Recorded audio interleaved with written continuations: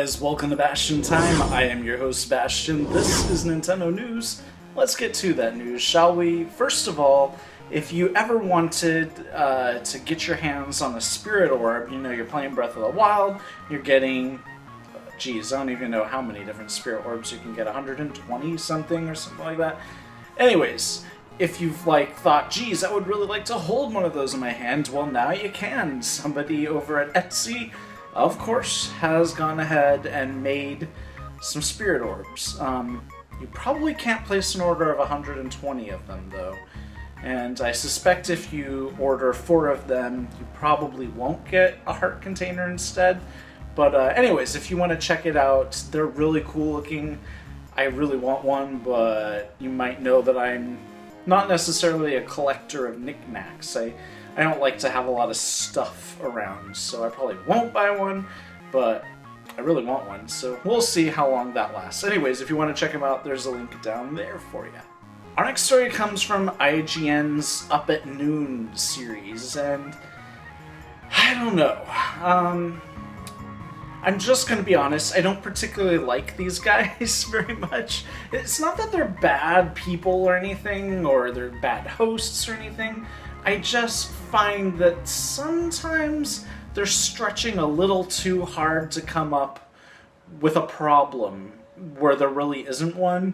And that's not just in this particular video, although it certainly exists in that video, and we'll get to that. But I just mean in general. I remember when Breath of the Wild was first announced, and they were nitpicking it apart, I think it was specifically when the Switch was announced, but those two things kind of happens hand in hand. Anyways, they spent so much time trying to invent problems or trying to, I don't know, I mean, I guess their whole video series requires them to have to talk about something each day or whatever, and that's why, for my channel, even though it's nowhere as big as IGN, of course, if there really isn't anything to talk about, I'm not going to put out a video that day. There's just no reason. I'm not going to invent issues that don't actually exist. That's disingenuous to me, and I don't like that.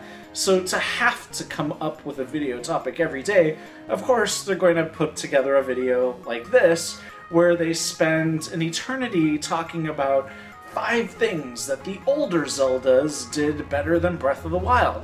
Now, don't get me wrong, it's absolutely true that some of the older Zeldas did do things maybe a little better, or at least differently, than Breath of the Wild.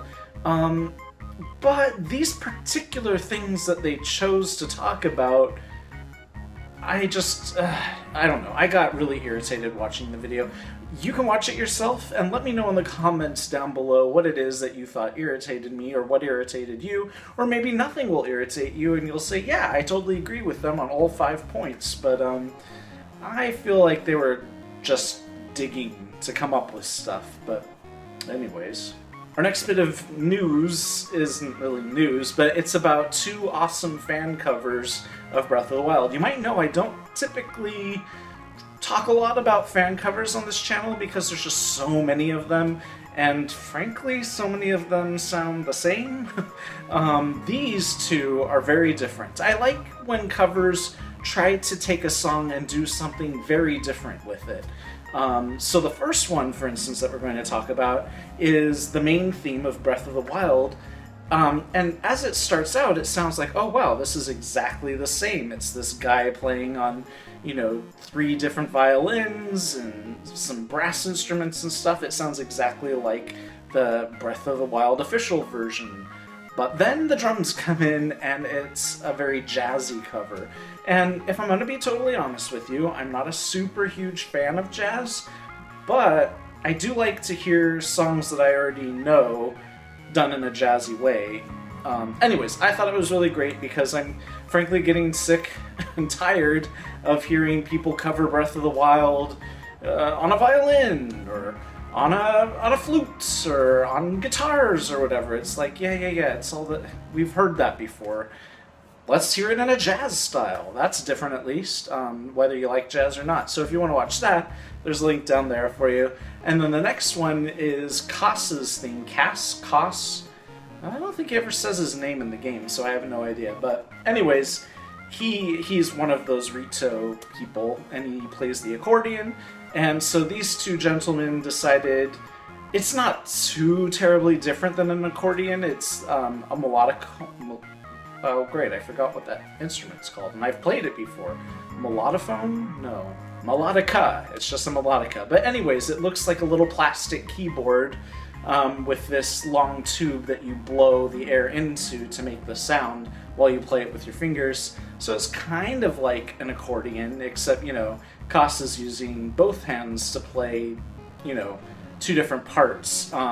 Instead, it takes two people to play the melodicas to cover all of those notes. But anyways, it's a very good cover. Even if it does sound a little too much like an accordion, maybe you would be fascinated to know that a melodica exists and have never heard of one before and would like to see people covering the Koss theme with these funky little instruments. In any case, I enjoyed it, but that's because I like melodicas. There's a link down there for you. Our next story is about a video that I did not watch. To be perfectly frank and honest with you, I do want to watch it very badly, but I've got some specific rules for myself with regard to watching Breath of the Wild stuff. For instance, Game Grumps, who I watch pretty regularly, are now, because you know you can do, oh, I guess Draco wants to say hello. Don't swipe at me, silly guy. I guess he doesn't want to say hello. Do you want to say hello, Draco? Do you want to say hello? Guess not. Anyways, Game Grumps have been playing Breath of the Wild. Has.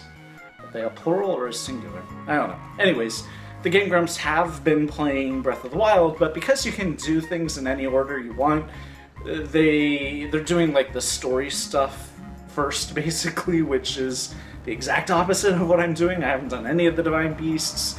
I haven't done any of those captured memories or whatever they're called. I'm just doing all the shrines. In fact, I think I finished doing all the shrines I can do without having taken care of any of the Divine Beasts. So, I guess now I have to actually start doing the story stuff. Anyways, because they got to a point where they were going to tackle a Divine Beast, I was like, oh, I guess I have to stop watching now. That sucks. I mean, I'll pick it back up once I've done that Divine Beast, but in fact, I guess I really should do that Divine Beast today. Anyways, the point is, this video is about some stuff that has some spoilers in it, I assume, so I'm not going to watch it, but I really want to watch it, so I'm going to have to wait to watch until after I finish the game, I guess. But in any case, it's stuff that we kind of already know, which is that there are locations in specific Zelda games that have been recreated in Breath of the Wild, you know, thousands of years apparently later. So this video from IGN covers some of those specific locations and compares and contrasts them with the previous game that they had originally appeared in, which is totally stuff that I'm fascinated by and would really like to watch, except I can't because I'm pretty sure I've seen all possible locations in Breath of the Wild, but I don't want to risk it, so I'm gonna have to wait till I finish the game. But if you want to watch the video for whatever reason, maybe you've already finished the game and have already seen all the locations there are to see, there's a link down there for you. Our next story is about this UFC former champion named Chris Weidman. To be honest, I don't pay much attention to UFC, probably because you have to pay to watch it, so yeah. But anyways, he apparently is a former champion, so that's pretty cool.